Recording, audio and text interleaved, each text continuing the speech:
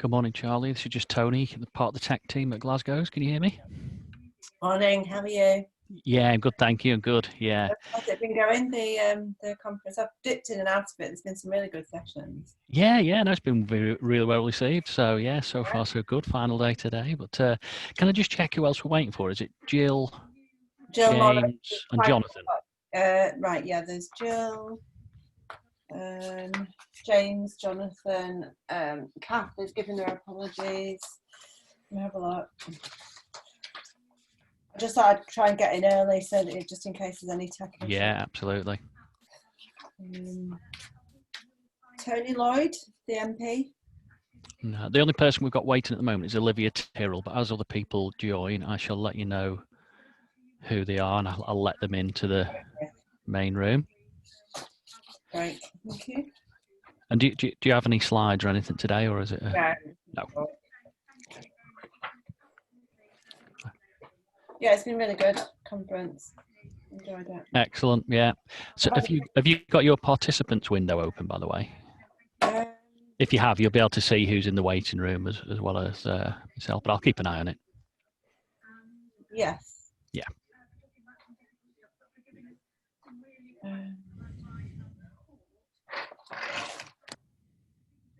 Do I need to mute? I do, don't I?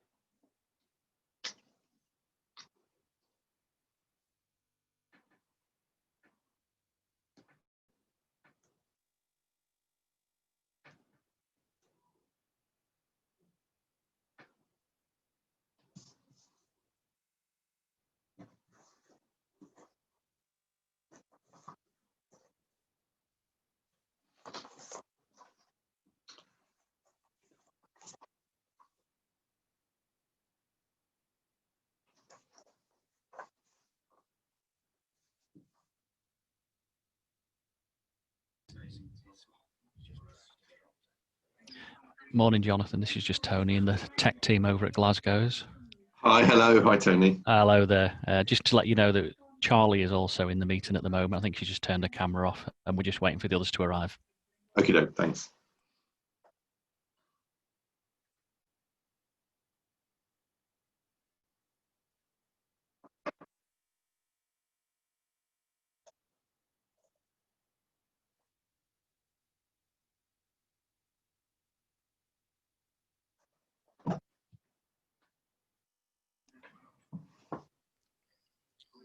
Should now have James with us as well in the main meeting room.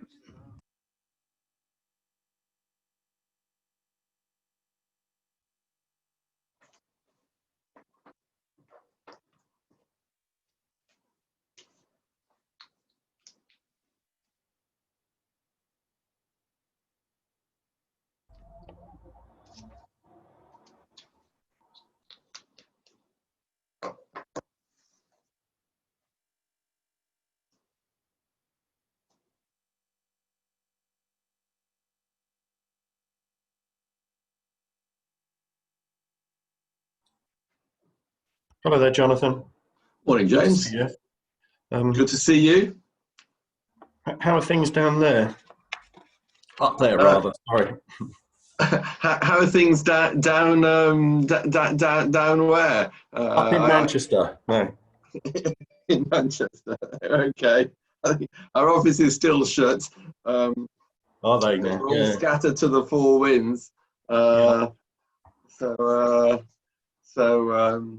So yes, but things are still things are still going on. Things are still busy. It's you think, my goodness, if there is going to be an economic downturn, it hasn't quite happened yet. No. By January, what the position is? Within the private sector industry, it's kind of very hot at the moment. Lots of pent-up demand and fueled by the stamp duty temporary relief. But we're expecting a cliff edge at the end of March when that terminates. But also when kind of people start to come off furlough and unfortunately, just recession starts to really it's a kind of phony war at the moment, isn't it? Really. It's very, very odd. Houses seem to, we don't do much in the way of that for sale kind of development, but it seems that it's absolutely booming. A number of friends have sold houses where one sold their house even before the for sale sign was in the front garden, And you think, how can this be? Because we're months away from quite, as you say, a financial cliff edge, but yeah, that's what it is. Yes, I know. It's kind of it isn't what I would do, because of the economic uncertainty.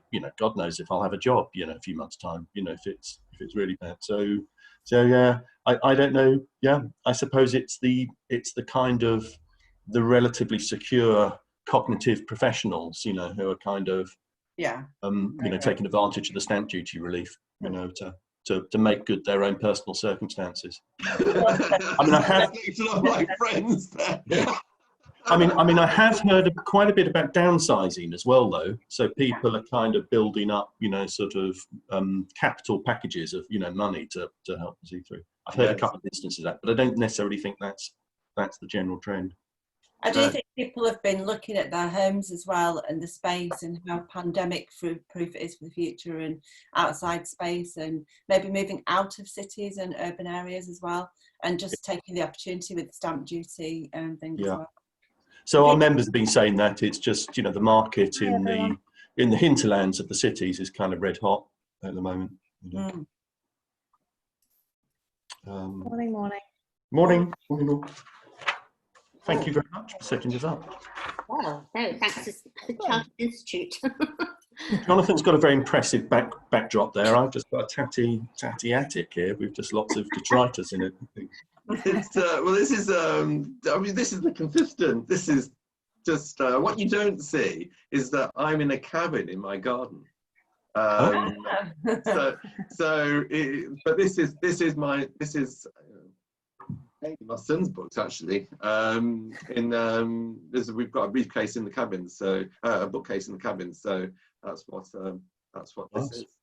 Jill, do you want me to just show you the slides quickly so they're in the order that you want them to be in? Yeah.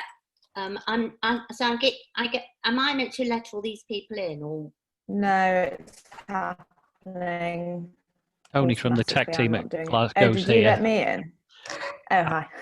Yeah, we're keeping an eye in the background on the waiting room and that, but we'll just let us know if there's anybody else you want in now. Everybody else will let in a couple of minutes before. Great, thank you. Oh, thank you. So you've got the list of all the speakers, haven't you? Me or him? No. Tech team. Tech team. Well, I've got 4 people, and I've got Jill, James, Charlie, and Jonathan. So if there's anybody else that needs to be yes, there is. So I'm just going to show you a slide here. These are all the people that should be let in. They've all had a link sent to them. So we've got Charlie, James, Edna, and Jonathan there. So we also would like Sarah, Matthew, Tom, and Tim, and the 2 MPs at the bottom there. Yeah.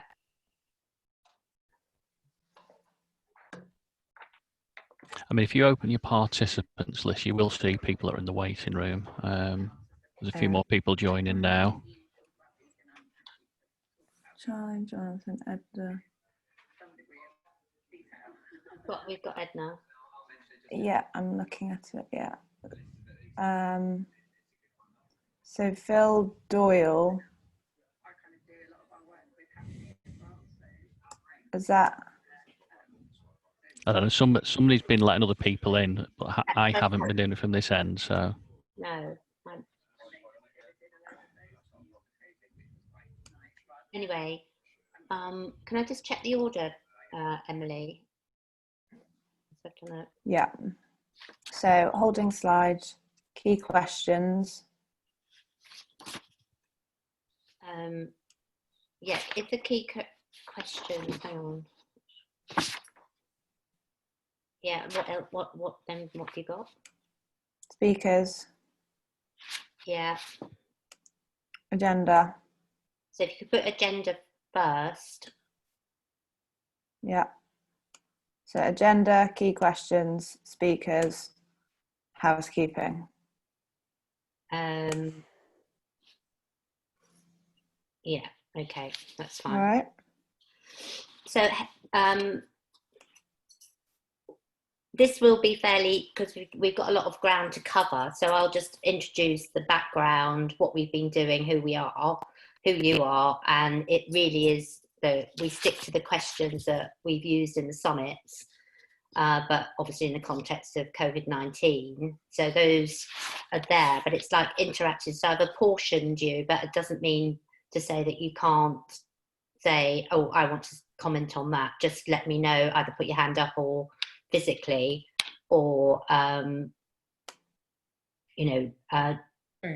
just indicate that you want to speak while they chat. And that should be fine. Emily, this is Tony in the tech team. Are you going to be Hi. sharing? Are you sharing slides then? Are you? Yeah, just a few while Jill introduces the session, and then I'll take it down. Okay. Yeah, you're happy and familiar with sharing your screen, aren't you? Yes. Yeah, Yeah. great. All fine. What time would you like me to let everybody else into the meeting? Well, I'm just. Are people showing up as panelists and attendees? Is it set up as No, a it's not webinar? set up like that. Everybody arrives in the waiting room, and then I promote them to a panelist. But I've only got 4 names down, which was James, Charlie, and Jonathan.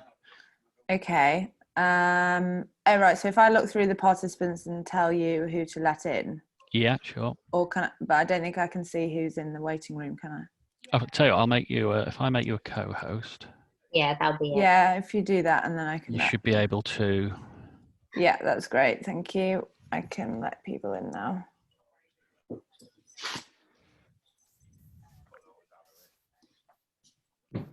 Tony Lloyd, there he is. Tom Bloxham.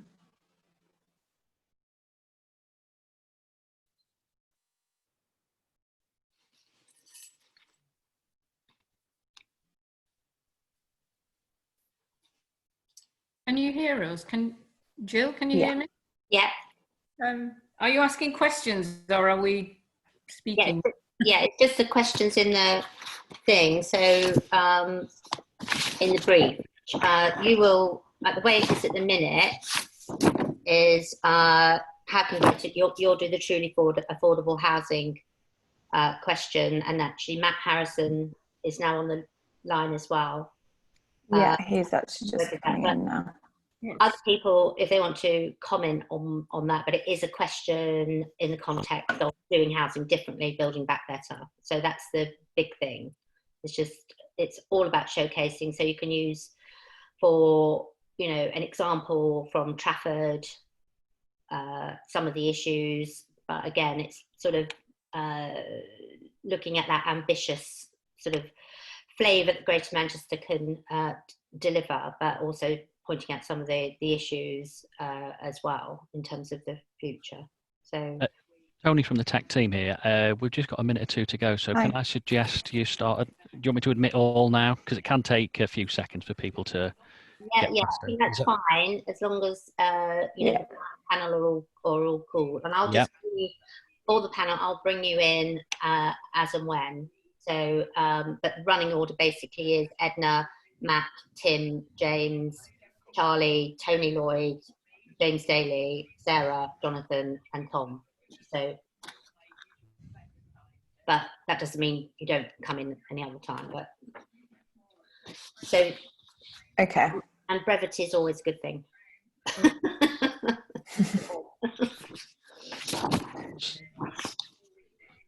So in terms of the other panelists that just haven't got the cameras on at the moment, I'll just do that when I see them in the attendee list when they all come in.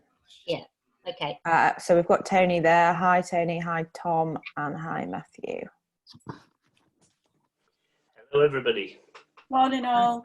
Morning. Morning. Morning. Hi, Tom. Hello. Okay, it's 10:15. So are we Great. okay to admit the rest of the guests? Yeah. Yes, go for it. Thank Go for you.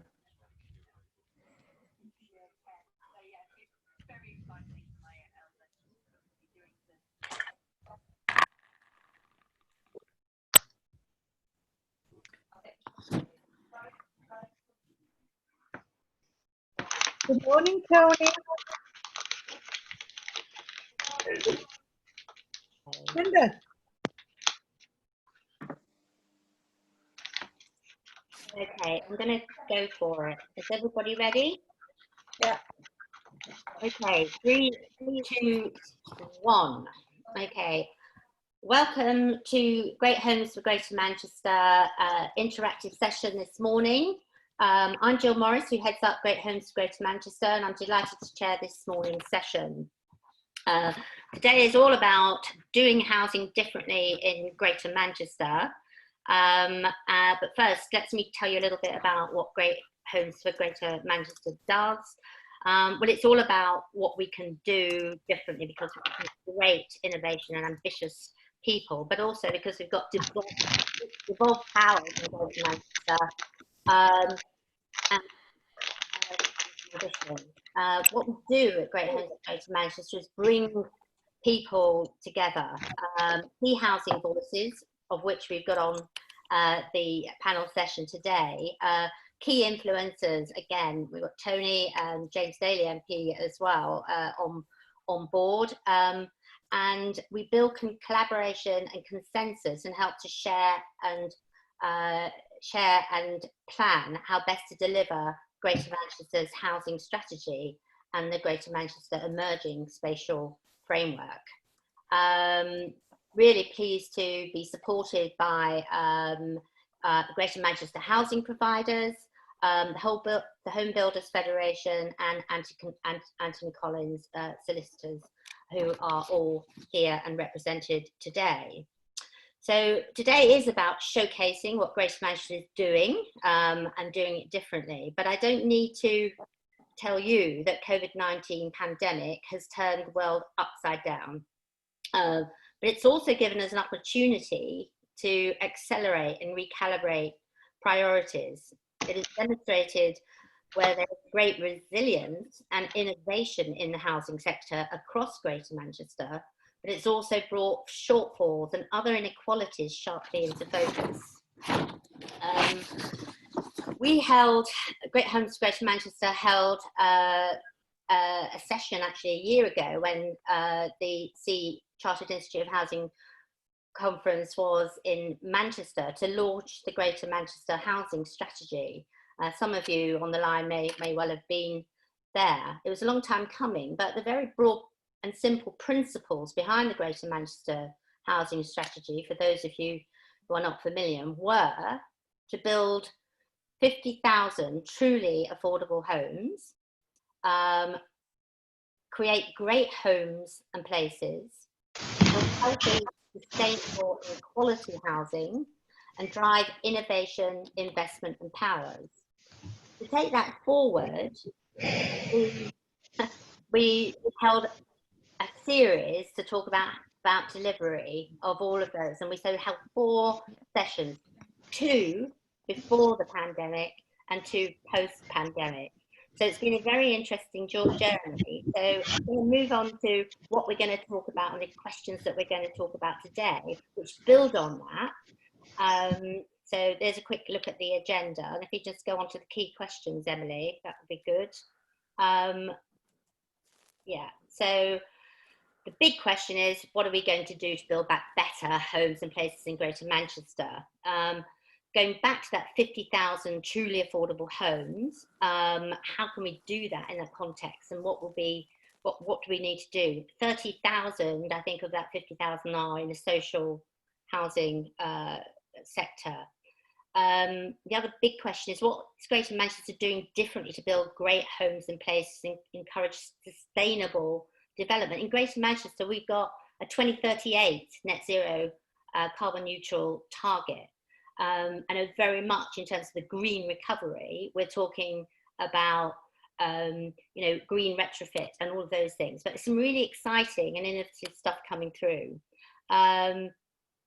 How can Greater Manchester better connect and deliver healthy, accessible, quality and sustainable housing, improved social health and social outcomes? Healthy housing is really key. And again, I know Andy Byrne, the Mayor, is very keen with that big connection we've all made between how we live, work, rest and play during the pandemic.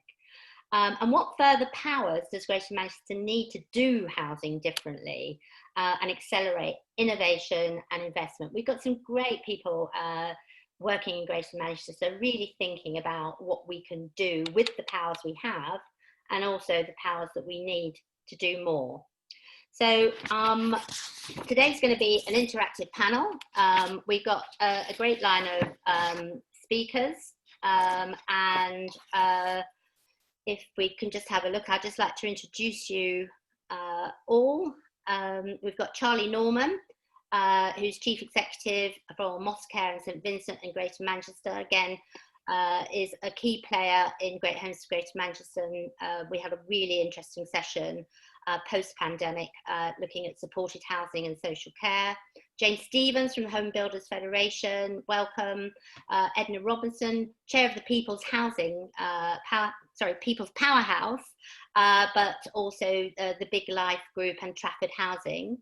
Tom Bloxham, who some of you will know, Chairman of Urban Splash. Matt Harrison, Chief Executive of Great Places Housing. Tim Heatley, co-founder of Capital and Centric, doing some very interesting stuff. And Sarah Longlands from IPPR North. Jonathan Cox from Anthony Collins. And a big welcome to our two influencers and decision makers, Tony Lloyd, MP for Rochdale, and James Daly, the MP for Bury North. So that's enough for me. So let's go straight into our panel. As I say, the format will be interactive, and we're going to answer those big questions that I referenced. So let's get started with a heated debate and show you what we're doing. So first up, I'd like to ask Edna Robinson from the People's Powerhouse and Trafford Housing to come in, and followed by Matt Harrison to give that comment, give your thoughts on how can Manchester deliver 50,000 truly affordable homes in the current context, and what do you think needs to change? Edna, over to you. Thanks, Jill. Thanks for having me. Hello, everyone. I think Greater Manchester's success so far has been both its longevity in terms of people working together for a long period of time, and that has grown respect. I think it's grown out of a sense of equality and giving people a voice and an opportunity in the Greater Manchester community. And I think that those kinds of collectives only work with those characteristics. And I do think that we've seen that in Greater Manchester.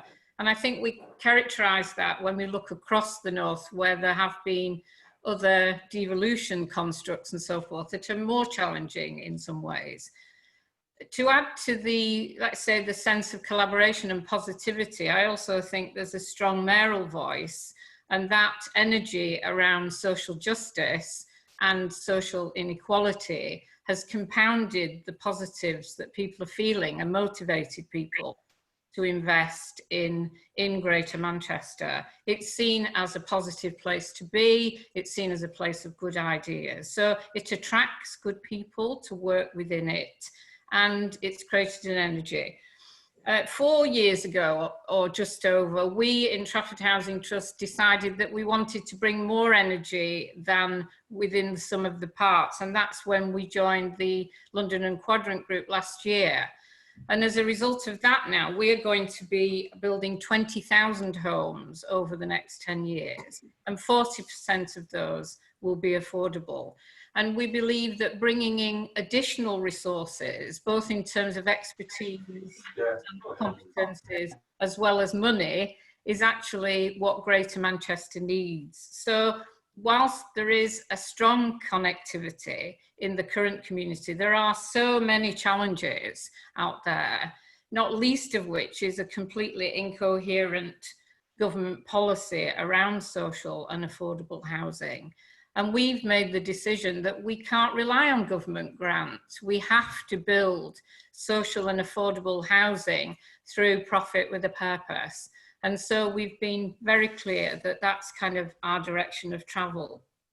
The average house price in Greater Manchester is £177,000, and yet the average salary is £29,000, and you actually need £39,000 salary in order to be able to borrow. So there's a huge financial dissonance to start with, and so we have to recognise that some of the economic values in Greater Manchester continue to be very challenging.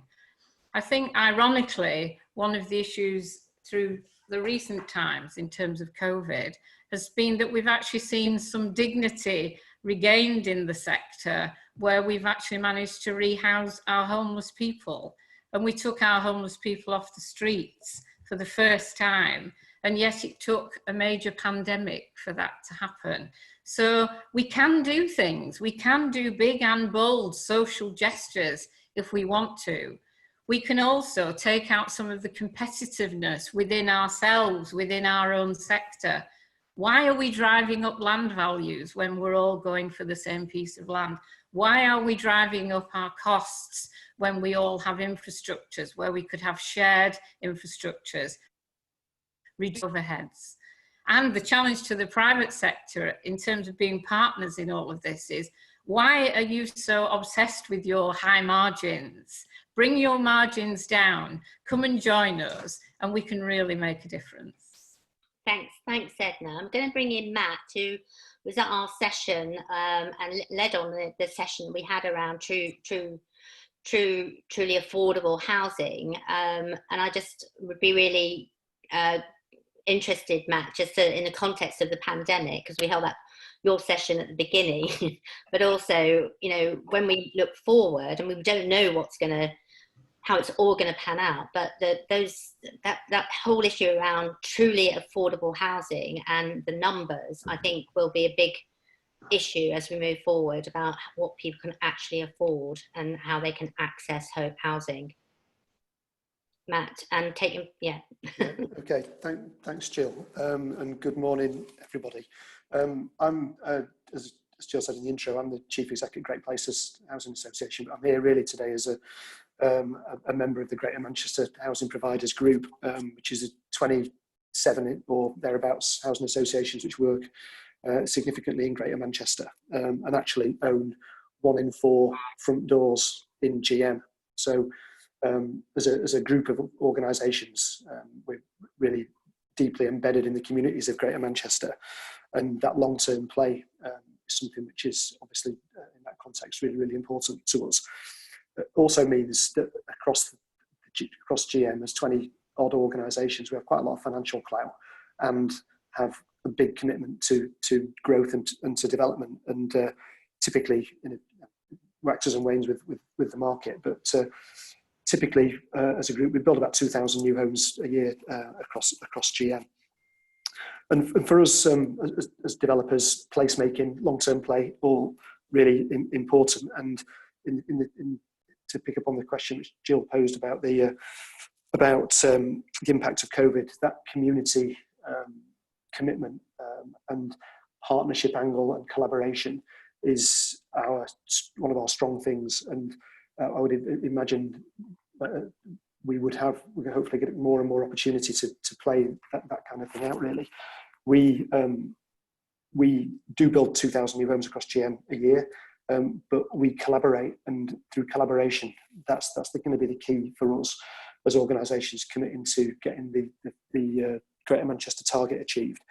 And that's collaboration with our public sector partners, local authorities with whom we've got these really long-term relationships, collaboration with Homes England, our primary funder, and collaboration with the private sector. And that's something which we do to some degree, but often around Section 106, which isn't really true collaboration, it's more of a kind of commercial deal really.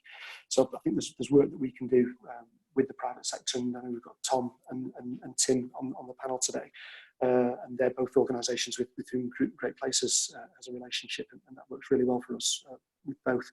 But getting that collaboration going is really going to be the key to it, and over a long-term play as a sector, maximising our counter-cyclical potential to keep growth and development going as the market.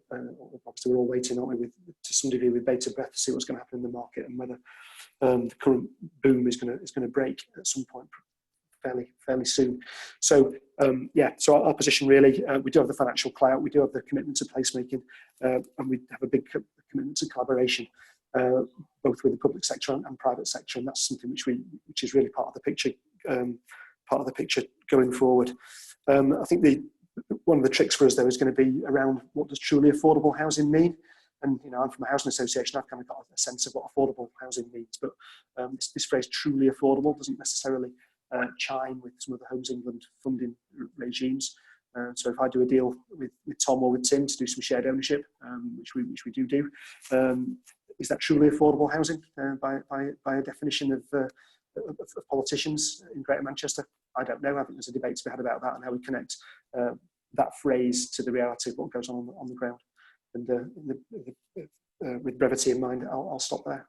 Yeah, no, that's great. And I think, as I understand it, that there will be a revised, almost industrial strategy or Greater Manchester strategy coming out from the GMCA in October. To look at the building back better recovery, how we're going to do it. So I think that issue around true affordability is an interesting one. I'm going to move on very quickly to look at to bring in Tim Heatley and James, bearing in mind, always, this question around affordability, and I think it's really important in terms of some of the exciting stuff that's going on in Greater Manchester in terms of new build and innovation.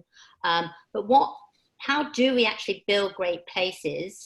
And we've seen in the pandemic, a yearning for green open spaces, and build great homes and places, and really encourage that sort of net zero sustainable development. And the same sort of, we're really keen to build, but what kind of housing are we going to build, and how are we going to meet that need for housing? So if I can bring in Tim and then James. Tim, are you there?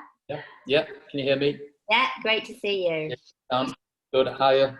Side pictures flashed up. Yeah. Picture of me. No good. Yeah. I need to switch the format. I'm looking at a big picture of myself, and that's not nice. I've seen enough of that over the 4 weeks. Apologies for anybody who's had to endure me on the TV screens. And it's nice to see familiar and friendly faces as well. So thank you for inviting me to be part of this. So we've got in the city centre, I suppose, you've got a different market to the suburbs, haven't we? And so what the two offer are very different things. And that in itself, I think, is an opportunity for GM. And it's in the city centre. I think in your introduction there, you mentioned, Jill, this yearning for big green open spaces. That's something in Manchester that we've not got a lot of. And so there's more that we can do there. But I think we've got a lot right in the city centre as well. And there's some fantastic exemplary projects that we can point to. And I think we need more of that in the suburbs. But the suburbs are a fundamentally different place. And in the same way that Manchester kind of suffered from a post-industrial decline, our suburbs are suffering from a post-retail decline. And that, as with every kind of problem, creates a fantastic opportunity. And that opportunity is to redefine what our town centres do, to create high density but not high rise homes. So it's a very different offer from the city centre. But of course, the suburbs have got an opportunity now to kind of finally benefit from the boom that the city centres benefited from over the past 2 decades. And so we can finally show the you can almost see the way the city centre has grown up over the past 2 decades. It's kind of got higher and taller and bigger as it's grown. And actually, we know from talking to a lot of our residents that they're flipping into family mode, that they want, or they're going to get a partner, pets, they want access to early years education, green spaces. And so we know that they're heading to the suburbs and they can't all live in Altrincham and Didsbury. And so that's a fantastic opportunity for Bury, Oldham, Rochdale, Stockport, and so on, for them to redefine that offer and make themselves attractive to the people who have moved into the city centre. The other thing we know from people who live in the city centre is that they've moved here from all over the UK and Europe. Increasingly, that generation are very well informed, extremely well travelled, and they have no preconception and no kind of reservations about what the suburbs of the city centre, Manchester, offer. So, if they've moved here from, Berlin or Birmingham, they don't know what Bury is like. And so they're going to go up there and they're going to have an open mind. And what they're going to see is when they get off that Metrolink. And so that's the opportunity for those town centres now, is to say, well, let's get the offer right in our suburbs. What they love about the city centres is the cafe bars and the delis and the gyms and and those kinds and the cool and contemporary architecture. And so that's what our town centres need to be able to offer in order to attract those people to those suburbs, to those towns. And that can be a huge catalyst for growth and regeneration and to kind of spread the wealth around Greater Manchester, because typically those people will be high earning in the city centres, and we want them to spend that money in the suburbs to encourage those cafe bars and delis. But at the same time as well, there'll have to be a bit of pump priming, and there'll have to be loss leading, and there'll have to be some things that set the right watermark in terms of quality and aspiration. But I think that the amount of homes that we can provide in our suburbs without needing necessarily to put any excess pressure on the green belt is phenomenal. They've got the trams and trains and the infrastructure that we need in order to not put any more pressure on our already strained infrastructure. And so, examples of those are, we've got schemes that recently announced in Rochdale, a former retail park, and again in Stockport, a former mill, a mill that was, formerly a spinning mill that's now, largely derelict and decrepit, and so those will have city centre quality architecture, energy efficient spaces, public realm and landscaping. And I think that new influx of people to Greater Manchester from all over Europe, because I don't see us as competing with other cities, I see us competing with other cities in the UK. We are competing with other cities in Europe. I see a huge influx of people, and that will kind of redefine how Greater Manchester evolves and changes over the next 10, 20 years. Yeah. It's just quite incredible. I mean, I think that I'm going to move on to James, because I know he'll have something to say about the spatial framework, but also about where, where are we going to build? It has been a bit of a tussle in Greater Manchester around where we can build. So it's interesting to see what you said there, Tim, around use the word phenomenal. Capacity to do things, and I think that's a really interesting point. Let me bring you in, James. And yeah, there you go, from the House Builders Federation. Hello, and good morning, and thank you very much to the Chartered Institute for Housing for setting this up with Great Homes of Greater Manchester. I think the question about placemaking and responding to what the public wants is really one of the great planning challenges. Manchester, Greater Manchester, particularly Manchester City and Salford, has benefited really from the last over the last 10 years. Historically, what has been called the lure of the city, and now with COVID, of course, we have a new challenge, which is the lure of the suburbs. And certainly, all the feedback that I'm getting from our members all over the country is now that tendency for those people who are able to, those people with money, particularly in the middle classes, to escape the city and to live out in the suburbs where they have access to gardens in particular and a bit more space.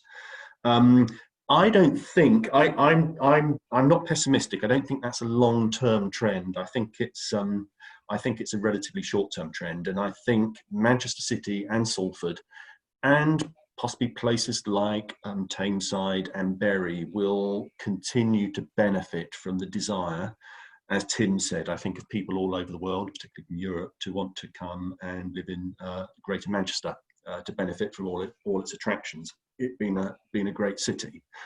But how do we? So the challenge, of course, is how we provide good places, good design, good green space within more densely developed areas. Now, the HBF has always been an advocate of having a plurality of housing types and housing providers. I think possibly the current emphasis in the draft Greater Manchester Spatial Strategy to move towards something like 75% apartments to 25% houses, which is kind of the reverse of what has traditionally happened in Manchester. Houses have predominated, is possibly a little bit ambitious. And I do think we need to avoid the dangers of town cramming, just to meet targets. But I think it is possible to make good places that are more are built at a sort of gentle density.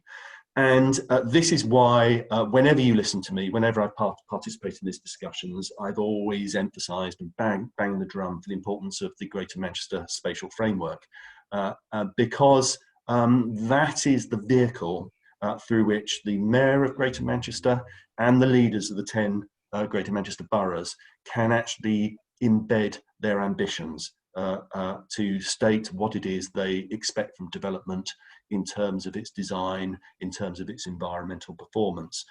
So I was very pleased to read this week that the Greater Manchester Combined Authority and the 10 leaders have now agreed to progress the Greater Manchester Spatial Framework, and we could see a consultation on that in the autumn.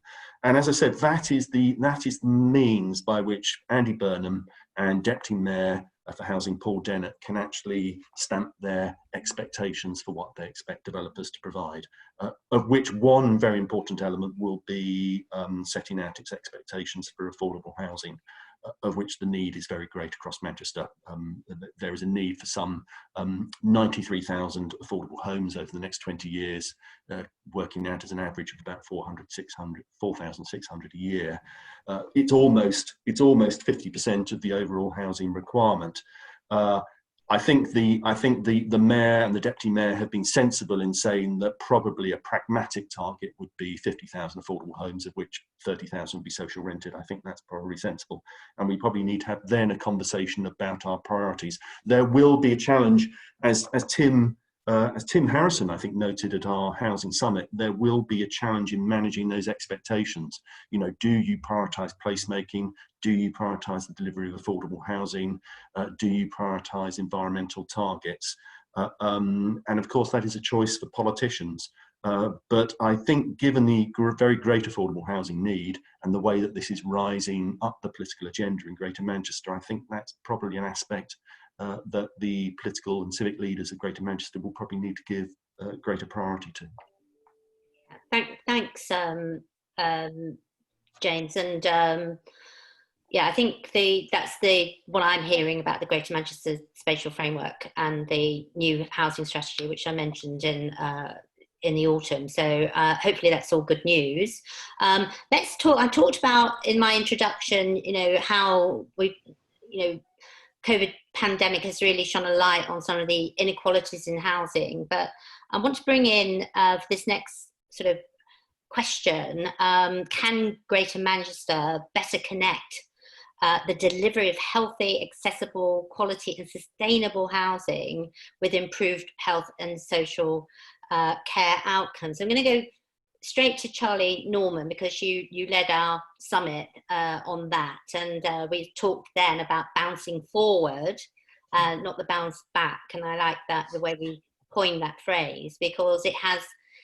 We need to look ahead, and we need to look very much at how we can build back better housing, but that healthy, sustainable, and make sure that you know, throughout our lives, that people have access to a good quality home. So I'll lead you off, kick off with Charlie Norman from I always get it wrong, Moss Clare and St Vincent. It's MSB. Thanks, Jill, and thanks for the opportunity to speak today. I heard a really interesting phrase, which was, we all talk about recovery at the moment constantly, and should we actually just drop the word recovery and just think about resetting and just moving forward and dropping some of the things that we did before? So Matt Harrison has covered a lot of the GM housing providers, and I'm same as Matt Harrison. I'm a chief exec of one of the housing providers in Greater Manchester. We operate in 8 of the 10 GM authorities, and we have a particular focus on supported and specialist accommodation and supporting young people.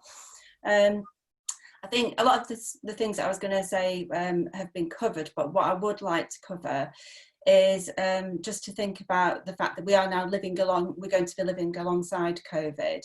And the whole thing has this public health crisis that we're now living with collided with a housing crisis, a social care crisis, and climate emergency. And so I think that the housing providers in particular, because we are community anchors, we're in neighbourhoods for forever, we're long-term investors, and that counter-cyclical way that we deliver homes that Matt mentioned, we're actually in a really unique position to help with moving forward and bouncing forward, albeit obviously we're in very difficult circumstances. But I just wanted to talk about some of the other things we do rather than just the house building focus that we've had so far. So we do have that reach into communities, and we do much more than build and manage homes.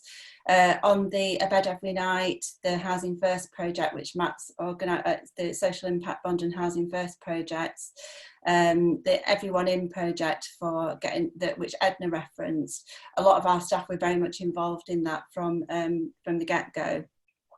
And we're now collaborating, using that massive collaboration that we have with the GM housing providers to apply together for the Next Steps programme and for more sustainable homes for people to move on to, with 4 years of revenue funded support costs, which is really important.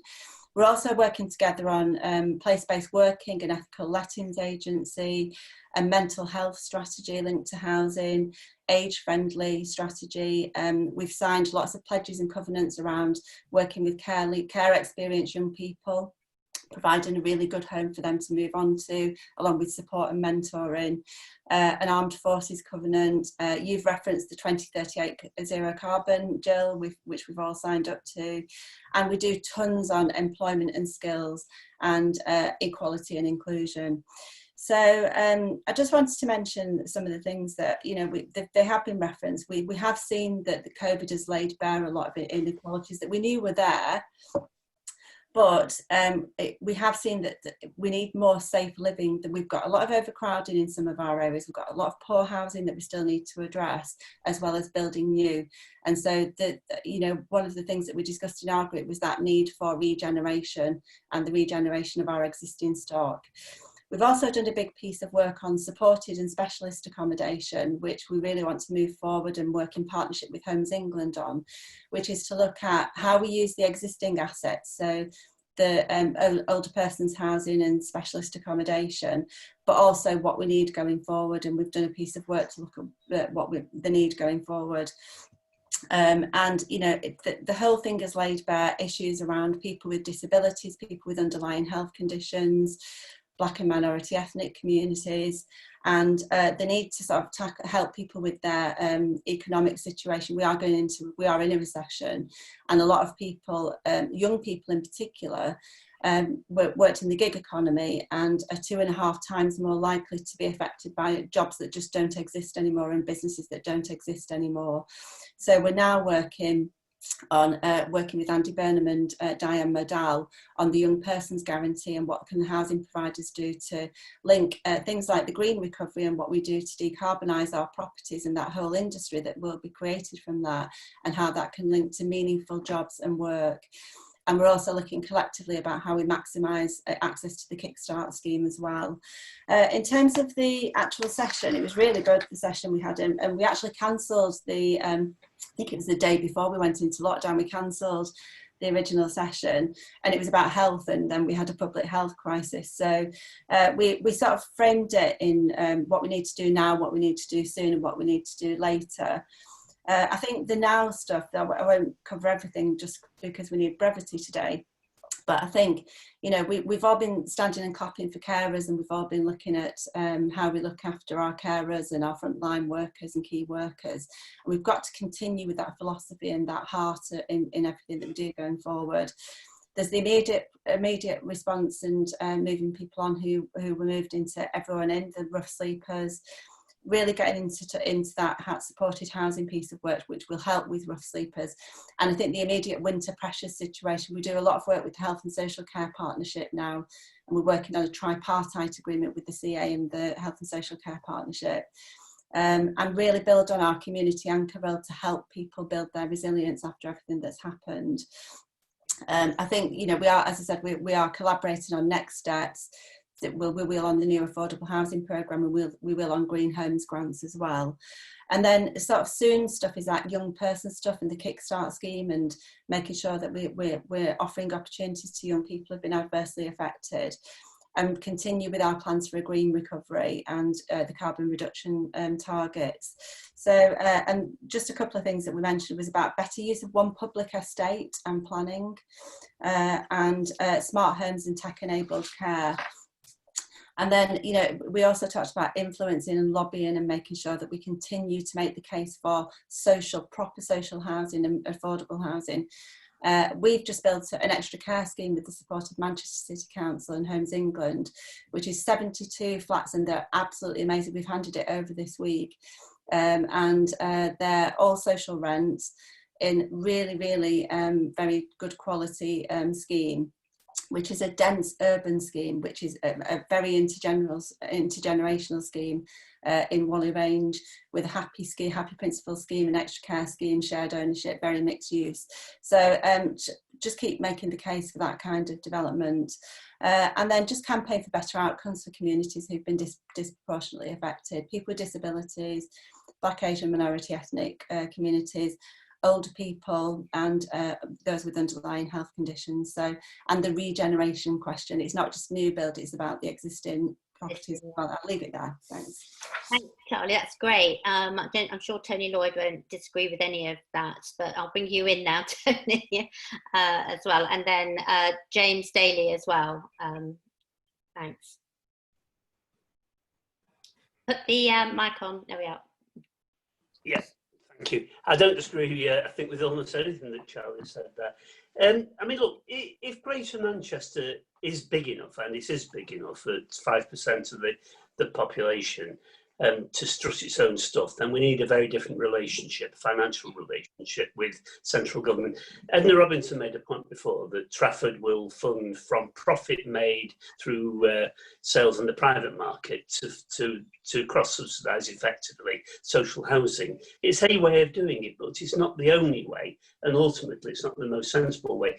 We need a new financial freedoms and the capacity to negotiate with central government, the freedom for Greater Manchester to have those financial mechanisms that allows a lot more imagination. Otherwise, we are stuck, frankly, with social housing, affordable housing, however we define this, as being a byproduct of whatever else happens.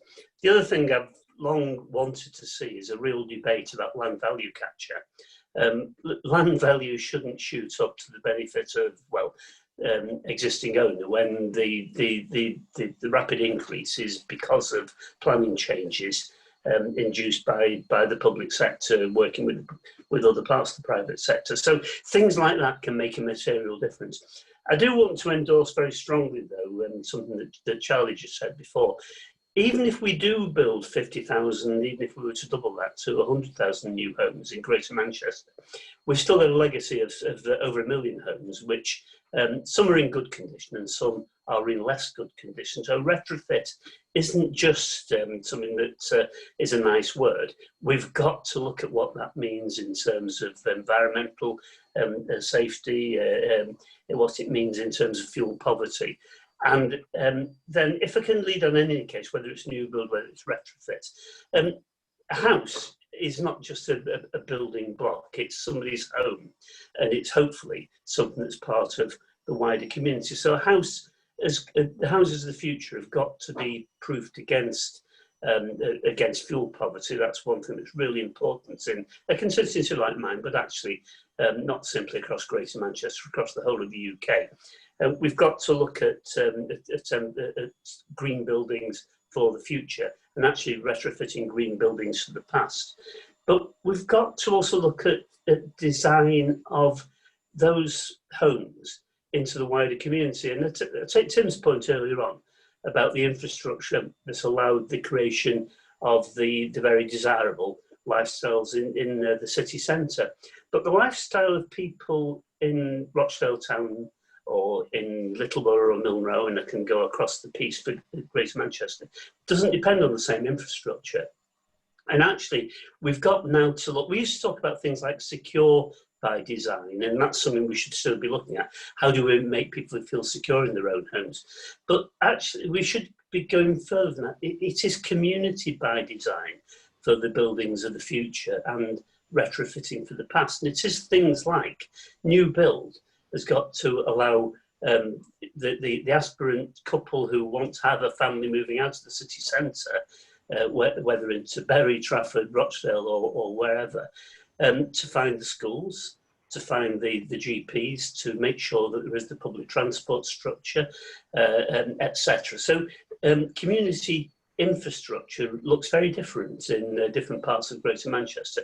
We've got, though, to have that design across the piece. Now, within that, of course, there is a price tag to all this. But the price tag actually is that we fail if we're not prepared to step up and do that, which is why I repeat what I said before, that big as though these challenges are, we need ambition, but we've got to have a different partnership with central government, not one where Greater Manchester is client, where we're dictated to by central government's views, whether Labour or Conservative in the past. It's got to be done now on the basis of Greater Manchester saying, look, this is what the people of Greater Manchester need. We can deliver. You, central government, work with us. You, Homes England, work with us. And we can deliver, whether it's mental health for the lonely, whether it is retrofitting, whether it is the green agenda, the fuel poverty agenda, the decent homes for decent people for the future. Anyway, some headlines for you. Yeah, no, that's really good. Thanks, as always, Tony. That was very good. And I think you referenced Tim referenced Bury, and we've actually got James Daly, who is the MP for Bury North. So very much a very big welcome to you, James, and be grateful to look at your views on from. I think you must be in Bury today. Yeah. Definitely in Bury today. Yeah. Thank you very much for inviting me to speak. I'm sorry I arrived a little late, so I didn't catch the whole of the comments from everybody, but. I very much agree with what Tony said at the end of his words regarding the partnership between national government and local government, whether that be GM or, in my case, Bury. One of the great frustrations I've had as being a councillor in Bury and now the Member of Parliament is, hopefully everybody can still hear me, I disappeared then for a second, I do apologise, is the lack of strategic vision from the local. So planning must be very much, in my view, a locally defined. We must decide locally what is best for our areas, feed that in, make sure that that is part of a wider project linking up all parts of Greater Manchester, and use government. Government have recently announced huge amounts of money to support brownfield regeneration. This is why I find the GMSF such a disappointing document. If it's going to be amended, then that would be very good. But the GMSF does nothing really. It hands over, in my view, the strategic development, the development of the truly affordable homes we need to the private sector. The private sector have shown themselves, in my view, to be completely incapable of delivering truly affordable homes. It has to be a partnership, in my view, between local, as I say, in my case, Bury Council, GM, and national, because the costs and the monies involved in the regeneration of brownfield sites in particular are so prohibitive, as I think that in many cases it leads to development not taking place. So in Bury, what we have, Jill, is basically a plan at the moment which says let's build on the green belt. We have no defined plan as to what the houses are going to look like. We know they're going to be 3, 4 and 5 bedroom houses, which are not going to be affordable for most of my constituents. The GMSF doesn't define environmental place. It doesn't insist on certain infrastructure being put in place. There's some talk about in it, but no, not specific enough, and not once greenbelt designation is taken away from these sites, I have no confidence that the infrastructure that is needed to create those beautiful homes, those well-designed homes, those truly affordable homes will be put in place. In my area, I believe it will just simply be a race to allow developers to build 3, 4, 5 bedroom houses. So what do I think? I think that local authorities have to be proactive. My local authority has no shovel-ready regeneration project for me to take to central government. Manchester City Council had 60 various infrastructure projects, including housing regeneration projects. So we need a strong local drive in respect of doing this. I believe, and it can obviously be done in various ways, I would like the council to set up their own construction arm, their own regeneration arm. I think we should be building the houses, because I think that the state is the prime mover in how we can deliver the affordable houses that we need. So I think that I heard a little bit about the Trafford model. I think that we start building houses as soon as possible. We go to the market in Bury. We target those sites that we know locally where we can build beautiful affordable houses. And we work both with Greater Manchester and the billions of funding nationally to get this done. I don't think we need to talk anymore about this. I don't think we need, discussions about it. We all know in our areas what needs to be done. We know what an affordable house is. I know what people in my area are earning. I know the sites, and so do Bury Council and other local developers. But we can't take the GMSF route, which is just basically a free charter to build to build utterly affordable houses for most people. No real control over design, no real control over place, impact on environment or green belt, and it must change. I don't agree with much in the government white paper at the moment, but housing has to get away from just being a numbers business to a design business and understanding your local area. I don't believe, I'm sure Barratt's are great people, but I don't believe Barratt's know, if they were to come in, or whichever developer would come into Bury, they're not going to build in the local interest, in the interest of people who truly need help. And so that partnership is really important. That's why I'm here today, because I feel that local politicians have a real part to play in driving investment and infrastructure growth and housing growth in their areas. Because if we don't have a part to play, what's the point of us being here? Yeah. So I think you need proactive MPs, proactive councils, working with a wide range of partners, but not just simply opening the market up like the GMSF does and says, come and build on the green belt, build loads of unaffordable houses. That's not the way we should go. Thank you, Jill.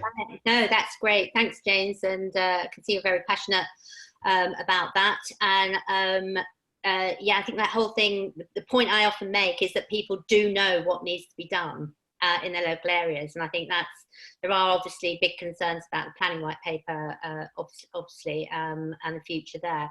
So can I now swiftly move on to the last little quartet, which is Sarah Longlands, Jonathan Cox, and Tom Bloxham. I don't know if Tom, if you wanted to respond to any of the comments we've heard so far, because you're on the line. I always look to you as somebody who knows a great deal about Greater Manchester and has the innovation. But this particular session is around, or question is, what further powers does Greater Manchester need to do housing differently, accelerate innovation and investment, but also to show there is investment and innovation going on in Greater Manchester. So anyway, quick, I'll come to you, and then I'll go to Sarah, and then I'll finish off with you, Jonathan, if that's okay. Thanks, Jill. And I'm very passionate about placemaking and partnership. And so I suppose this is a plea really for more placemaking and more partnership. I mean, Urban Splash over the last 27 years has tried to make Greater Manchester a bit of a better place. And we worked across the city, initially on old buildings in places like Ancoats and Northern Quarter, in Salford with Chimney Pot Park, in Trafford and Budenberg with Norman Foster and Partners, and more recently with the Cardroom Estate turned into New Islington.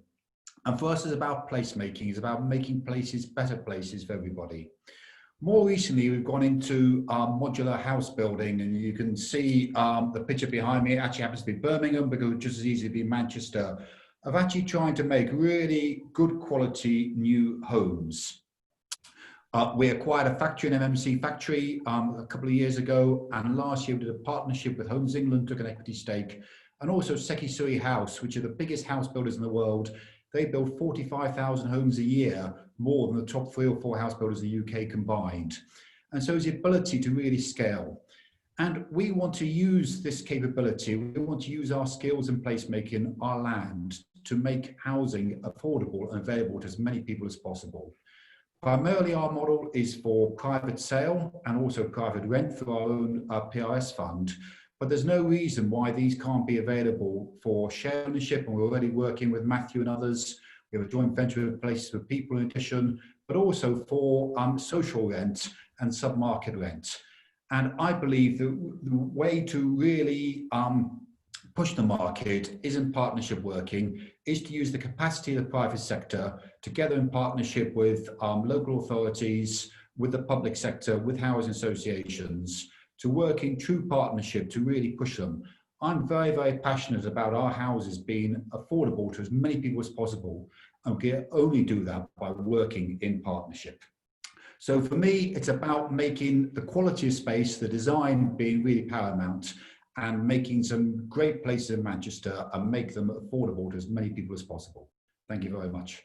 Yeah, that's great, Tom. And if I can just bring in Sarah, who also took part in our session when we did our four sessions around building back better and doing housing differently. But Sarah, it'd be interesting to comment back on some of the things you've heard, but also let's look at what we can do moving forward in terms of accelerating some of these plans. And thanks. Thanks, and thanks for the chance to speak at today's session. I think for me, there's an important point overall that the debate on housing nationally and increasingly in Greater Manchester is very dominated by this idea of supply and demand. And if only we could get the supply right to meet the demand, well, then everything will be all right. But as we all know, that's a never-ending battle. And actually, I think we need to start to see the debate on housing much more about more than home ownership, but about the existing stock and about more than bricks and mortar and actually about the care and support that we offer to people in accommodation. And also about more than just land values and the economic value of housing, and more about how different people in different communities value the place in which they live. And so I think it needs to be less about the demand and supply issue and more about, as Tom said, about creating really good places for people to live. And I think if we are to, we as a city and as a city region talk about, trying to learn the lessons from London, and I think that is now more urgent than ever before. In terms of innovation, I think there's two kind of key areas for me. One is the decarbonisation agenda, which has already been mentioned. 43% of homes built before 1919 in the Northwest are non-decent. So we have a chance there to look at how we might be able to retrofit some of those homes, and not all of that, or not all of them will be retrofittable, if that's a word. But we have a chance to see what proportion of those we can retrofit in order to deliver against the climate emergency, but also the COVID emergency, and the chance to give people new skills and opportunities to get into new employment. And also the kind of wider housing and poverty emergency, and making sure that people have the chance to reduce their household bills. So I think decarbonisation is definitely part of the agenda, but it isn't a silver bullet, and it needs to be more widely wrapped up with the employment and skills debate, with wider neighbourhood issues as well. Because as I say, and as I'm sure many of you will know, not all of the houses that we have at the minute will be able to be retrofitted, and there's a question about what happens to them. And then the second then in terms of innovation is about what we do about supported housing. And I think supported housing is very much the Cinderella of the wider housing debate. And 80% of supported housing is really for older people, but it's the 20% of housing that helps those people who experience domestic abuse or homelessness or whatever it happens to be. That is very much being deprioritised in the wider national debate. I think we have a historic chance now with COVID and the way that that's taken people off the streets in a dramatic fashion to really try and adopt a much more strategic approach to that in the longer term. So in terms of powers, I very much agree with what's been said already about negotiating a different relationship with central government. And that is just not about central government giving Greater Manchester powers, but it's about central government looking at itself and trying to see how what is a very siloed system of operating at Whitehall with departments competing with each other to get money from the Treasury and forcing them to start to work in a different way, which recognises that we've now got a very different devolved authority in areas like Greater Manchester. And I think that would be, I think that actually is more important almost than the negotiation with devolved authorities about Whitehall getting its own house in order and stopping that kind of silo mentality.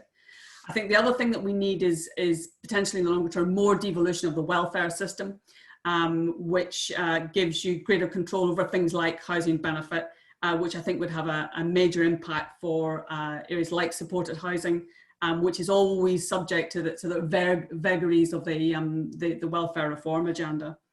I think greater flexibility over the funding that we do have, and particularly more investment in revenue funding as well as capital. And I know that's been a major issue raised in some of the research we've been doing on decarbonisation, because you need that revenue funding to actually build the demand and the support and the understanding of how decarbonisation works, particularly for individuals in their own homes. And I think we also need greater devolution of the ability to assess the need, both in terms of decarbonisation, but also in terms of the need, for example, of things like supported housing, for which there is very little sort of national understanding of. And then I think finally, in terms of thinking about going forward, what we really need is the chance to design a plan and a vision for the future which reflects the needs and opportunities within Greater Manchester, rather than us having to take what comes down from national government and then try and reinterpret it for what we know to be the case in the city region. I think that as Tony mentioned, that change of relationship I think is urgently needed. But I think by the government's recent efforts, I think we're still some way off from really getting a decentralisation of that debate for areas like Greater Manchester. So that's all. Hope that's useful in terms of the way. Yeah, no, that's great. I'm just going to quickly go to Jonathan, because we've done amazingly well. But I think that strong message that we know what we need, that needs to be done locally and regionally, and that sort of need for more power needs to be embraced, I think. So Jonathan, I'll hand over to you, and then we're almost on time. Unmute. Yeah.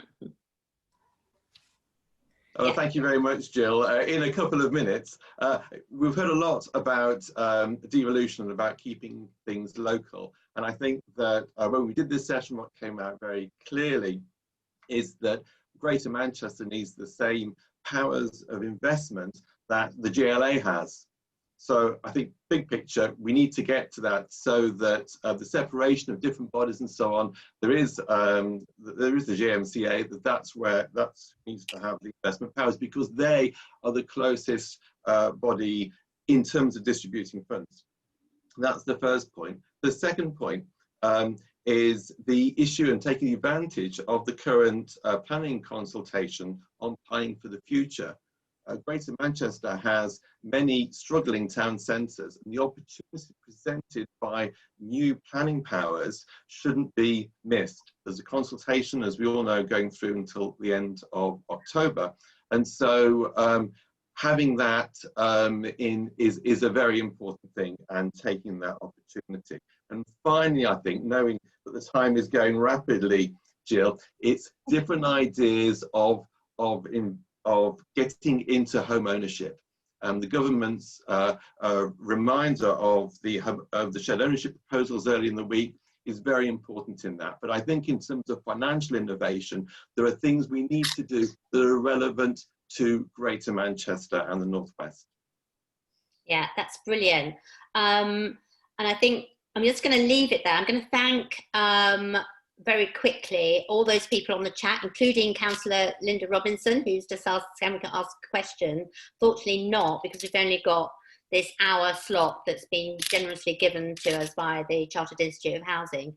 I'd also like to thank Samantha McWilliam. If you do look at the chat, Selina Hanley, Mark Leith, I think that's it, and Carol Hassan. They've all made some really good points, as have Charlie, Norman, James Stephen, and they've been engaging in that. I think we've had a really good discussion. I hope for those listening in who aren't familiar with Greater Manchester can see that we are trying to do things differently. There's a lot of innovation, there's a lot of ambition, and ultimately we are on a mission at Great Homes for Greater Manchester to really influence that agenda and build back better homes and places. So I'll leave it there, and I think I've done it bob on 11:15, so I'm very proud of that. But thank you to everybody on the call. Thanks particularly to James Daly, it's great to see you, and Tony Lloyd coming on and giving us your time, and to everybody who's made that possible. So yeah, great to see you all, and hope to see you in the flesh soon. Okay, cheerio, bye bye. Great.